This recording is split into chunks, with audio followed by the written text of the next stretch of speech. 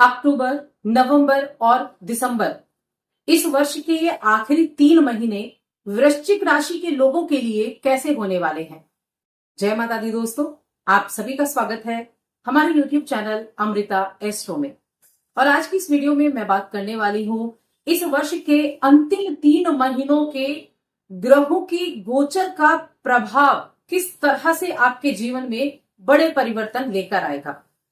तो सबसे पहले बिना समय गवाए हम ग्रहों की स्थिति की ही बात कर लेते हैं। तो देखिए, इन 3 महीनों में 2 ऐसे ग्रह हैं जिनका राशि परिवर्तन होना है और ये काफी अहम परिवर्तन है।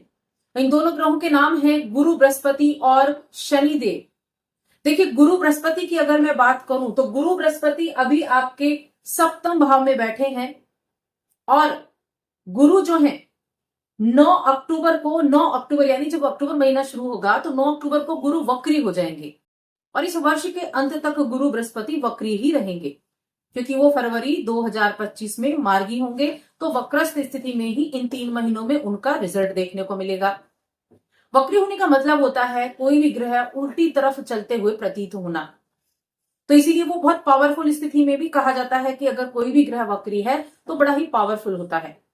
दूसरा शनिदेव है जो वक्री स्थिति में चल रहे हैं। आपके चौथे घर में बैठे हैं शनिदेव, चौथे घर के स्वामी हैं और यहां वक्रस्थ स्थिति में बैठे हैं। लेकिन 14 नवंबर 2024 को ये मार्गी हो जाएंगे, ये सीधी चाल चलना शुरू करेंगे, पुनः अपनी ऐसी ही स्थिति में आ जाएंगे और उनके भी रिजल्ट जो है वो आपको बदले हुए दिखाई देंगे। बाकी ग्रहों की मैं बात करूं, आपकी राशि के स्वामी की बात करूं तो आपकी राशि के स्वामी और साथ में छठे भाव के स्वामी आपके नवम भाव में कर्क राशि में होंगे। उसके बाद यहां गोचर भी करेंगे आगे आने वाले महीनों में। सूर्य की मैं बात करूं तो सूर्य देव देखिए हर महीने राशि बदलते हैं और अभी सूर्य देव आपके 12वें भाव में होंगे। कहां? ये अक्टूबर के महीने में। उसके बाद नवंबर के महीने में ये आपकी लगन में आ जाएंगे। 16 नवंबर को सूर्य देव आपकी लगन में बैठे हैं, लगन के स्वामी हैं। बहुत पावरफुल स्थिति आपके लिए रहेगी। उसके बाद सूर्य देव आएंगे आपके सेकंड हाउस में, धन के भाव में। यहां भी बड़ी ही अच्छी स्थिति रहेगी सूर्य देव की। शुक्र की बात करें तो शुक्र देव आपकी लगन में विराजमान होंगे अक्टूबर के महीने में। 13 अक्टूबर को शुक्र का गोचर यहां होगा। उससे पहले ये आपके 12वें घर में होंगे अपनी मूल त्रिकोण राशि में, लेकिन 13 अक्टूबर को यहां राशि गोचर करेंगे। 7 नवंबर को आपके दूसरे भाव में आ जाएंगे और यहां 2 दिसंबर को आपके तीसरे घर में आ जाएंगे।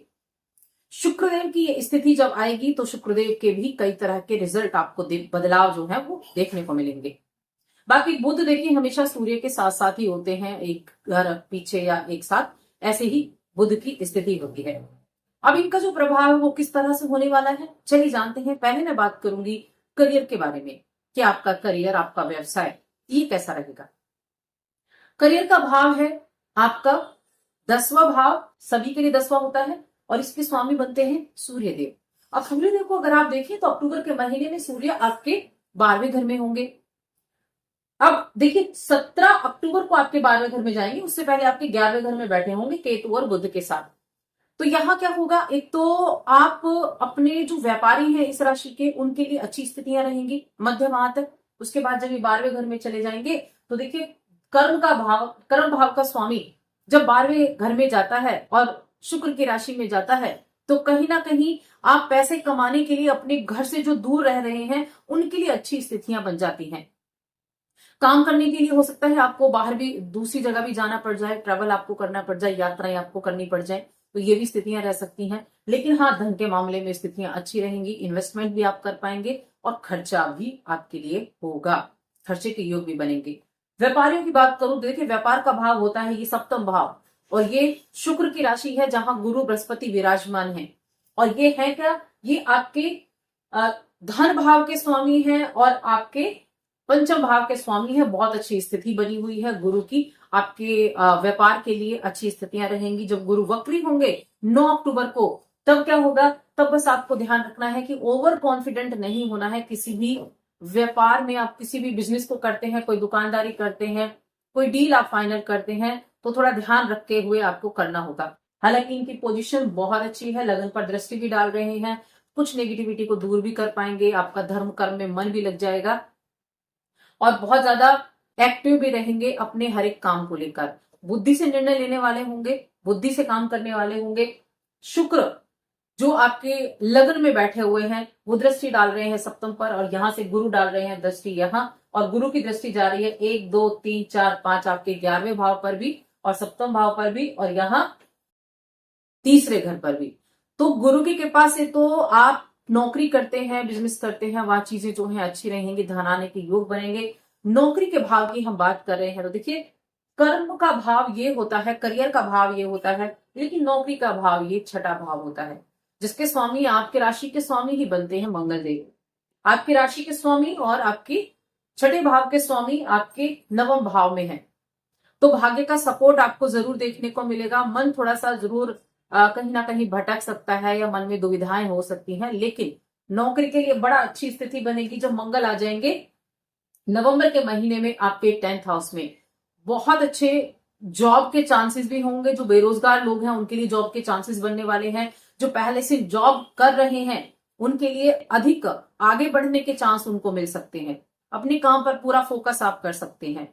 और साथ में जब छठे घर का स्वामी और लग्न का स्वामी आपके कर्म भाव में जाएगा, तो आप अगर किसी सेना विभाग में भी जाना चाहते हैं, सेना से आप जुड़ना चाहते हैं, कोई ऐसा काम करना चाहते हैं, ऐसी जॉब में जाना चाहते हैं जहां बड़ी साहस की जरूरत होती है, तो उन कामों के लिए ये समय बहुत अच्छा रहेगा। या आप इंजीनियरिंग की पढ़ाई कर रहे हैं, इंजीनियरिंग के फील्ड में जाना है, मैकेनिकल इंजीनियर के फील्ड में जाना है, इलेक्ट्रिकल, तो उन चीजों में आपको बहुत अच्छे रिजल्ट देखने को मिलने वाले हैं। अब बात करते हैं आपकी आर्थिक स्थिति की। तो देखिए, धन का भाव है ये, जो कि गुरु इसके स्वामी होते हैं, धन के कारक भी गुरु हैं, धन के स्वामी भी गुरु हैं, जो सप्तम में बैठे हैं। तो व्यापार से बहुत अच्छा धन आपको प्राप्त होने वाला है, और साथ में जीवन साथी के द्वारा भी आपको धन की प्राप्ति का योग बना हुआ है। इसके अलावा संतान, आपकी संतान के लिए भी बहुत अच्छा योग यहाँ बना हुआ है, और साथ में यहाँ राहु जरूर बैठे हैं पंचम भाव में, तो थोड़ा सा सेहत का उनके का ध्यान रखना है। और यहाँ 11वें भाव में अगर आप देखें तो 11वें भाव से यहाँ दृष्टि सीधी सप्तम भाव पर पड़ रही है, तो धन की स्थिति अच्छी रहेगी, पैसा आता जाता रहेगा, लेकिन साथ में खर्चा भी रहेगा। खर्चों को थोड़ा सा मैनेज करके आप चलेंगे। शिक्षा की बात करें, शिक्षा के क्षेत्र में यानी कि शिक्षा स्टूडेंट्स के लिए कैसा ये समय है, तो ये शिक्षा का घर है आपका, और शिक्षा के घर का स्वामी गुरु बृहस्पति है, जो यहीं रहने वाले हैं इस वर्ष के अंत तक। तो मैं कहूंगी ठीक ठाक शिक्षा रहेगी। राहु भी यहाँ बैठे हैं, बुद्धि बहुत अच्छे से काम करेगी, लेकिन साथ ही भटका भी देगी।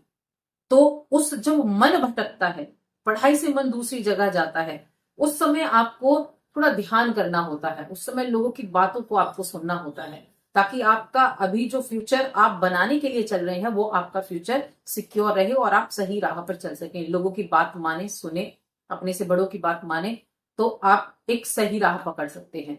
बाकी आपकी बुद्धि बहुत अच्छे से काम करेगी, सोचेगी ज्यादा, और ऐसा भी रह सकता है कि आपका मन करे ये कर लूं, वो भी कर लूं, वो भी कर लूं, ऐसी स्थिति भी रह सकती है। लेकिन ओवरऑल देखूंगी तो अच्छा रहेगा। तो बस मन जब भटके तो थोड़ा सा ध्यान करें, घर वालों से बात करें, तो चीजें ठीक हो जाएंगी। अब रिश्तों की बात करें, प्रेम का भाव, विवाह का भाव, विवाह के जो कारक हैं, स्त्रियों के लिए विवाह के कारक गुरु बृहस्पति होते हैं, पुरुष के लिए विवाह के कारक शुक्रदेव होते हैं, और यहाँ गुरु बृहस्पति बैठे हुए हैं सप्तम भाव में। मैं कहूंगी विवाह के लिए अच्छी स्थितियां हैं, वैवाहिक जीवन आपका सुखद रहेगा, क्योंकि धन भाव के स्वामी भी, कुटुंब के स्वामी भी यहाँ बैठे हुए हैं, लेकिन माता के साथ थोड़ी प्रॉब्लम जरूर क्रिएट हो सकती है, तो इनका ध्यान रखें। बाकी जो वैवाहिक जीवन अच्छा रहेगा, प्रेम जीवन के मामले में भी स्थितियां ठीक ठाक होने वाली हैं। अब आपकी हेल्थ कैसी होगी, तो हेल्थ छठा भाव और छठे भाव के स्वामी यहां और यहां। वैसे तो हेल्थ आपकी अच्छी है, लेकिन कहीं ना कहीं मन थोड़ा चीजों को लेकर व्यथित हो सकता है, और हड्डियों संबंधी थोड़ी परेशानी आपको देखने को मिल सकती है, और साथ में आपको नींद ना आने की समस्या भी हो सकती है। तो जब आपको थकान महसूस हो, तब आप समय समय पर रेस्ट जरूर करते रहें, अपना थोड़ा सा ध्यान रखें। मौसमी बीमारियां थोड़ा परेशान कर सकती हैं, ओवरऑल देखेंगे कोई बड़ी परेशानी आपके लिए नहीं दिख रही है। उपाय की बात कर लेते हैं, क्या उपाय आपको करने चाहिए। और उससे पहले देखिए, जो मेन चीजें हैं कि ये 3 महीने क्या कुछ खास वैसे आपको देंगे। शनि की हम बात कर रहे थे, तो शनि आपके चौथे घर में बैठे हुए हैं। चौथे घर का शनि हालांकि बहुत अच्छा नहीं होता है, एक तो माता के साथ थोड़ा सा ध्यान रखें, अपनी बॉन्डिंग को अच्छा बनाकर रखें, जो काफी अच्छे रिजल्ट आपको दे सकता है। लेकिन हाँ, भूमि भवन वाहन का सुख जरूर मिलेगा। नवंबर का महीना ऐसा होगा जब आप किसी प्रॉपर्टी में इन्वेस्ट कर सकते हैं, कोई मोटी प्रॉपर्टी में इन्वेस्ट कर सकते हैं, आप क्रय विक्रय कर सकते हैं प्रॉपर्टी का। वाहन आदि का खरीदने का योग दिसंबर के महीने में बनेगा, जो इन 3 महीनों में सबसे ज्यादा पॉजिटिव रहेगा।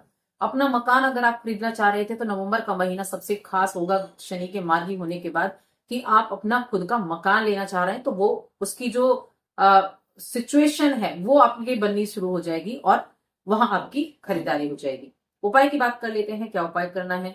मंगल देव के मंत्र का जाप करें, लाल टीका लगाएं, प्रतिदिन हनुमान चालीसा का पाठ करें, जो काफी अच्छे रिजल्ट आपको देने वाला है। और साथ ही चैनल को सब्सक्राइब कर लें। जय माता।